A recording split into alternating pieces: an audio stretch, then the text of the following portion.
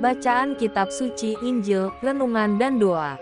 Rabu, tanggal 27 September tahun 2023. Yesus memanggil ke-12 murid-Nya, lalu memberikan tenaga dan kuasa kepada mereka untuk menguasai setan-setan dan untuk menyembuhkan penyakit-penyakit.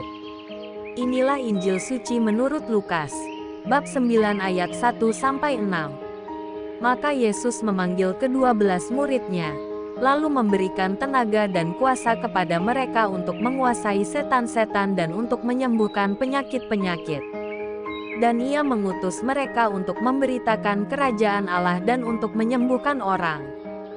Katanya kepada mereka, "Jangan membawa apa-apa dalam perjalanan. Jangan membawa tongkat atau bekal, roti atau uang, atau 2 helai baju. Dan apabila kamu sudah diterima dalam suatu rumah, tinggallah di situ sampai kamu berangkat dari situ. Dan kalau ada orang yang tidak mau menerima kamu, keluarlah dari kota mereka dan kebaskanlah debunya dari kakimu sebagai peringatan terhadap mereka." Lalu pergilah mereka dan mereka mengelilingi segala desa sambil memberitakan Injil dan menyembuhkan orang sakit di segala tempat. Demikianlah sabda Tuhan. Shalom. Yesus memanggil ke-12 murid-Nya, lalu memberikan tenaga dan kuasa kepada mereka untuk menguasai setan-setan dan untuk menyembuhkan penyakit-penyakit.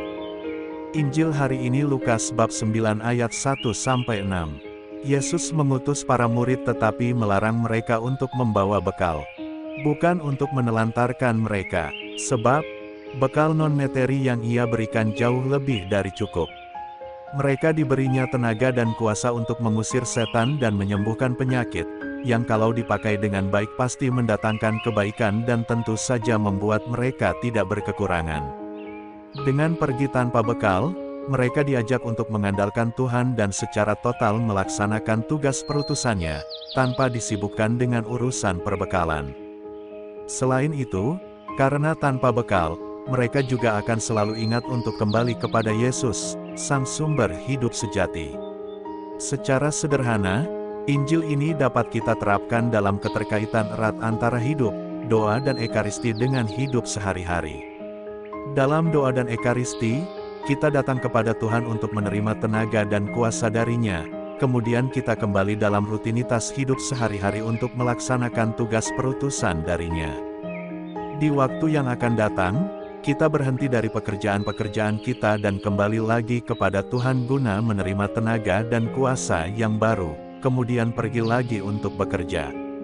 Begitulah seterusnya siklus hidup beriman kita.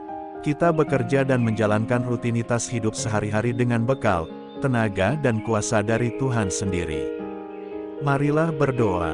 Tuhan, kami bersyukur karena melalui doa dan ekaristi, Engkau selalu memberikan bekal, tenaga dan kuasa bagi kami untuk melaksanakan tugas perutusan dan pekerjaan kami sehari-hari.